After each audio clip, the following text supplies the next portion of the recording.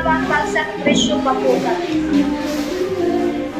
Ayan, comment na po kayo mga boss.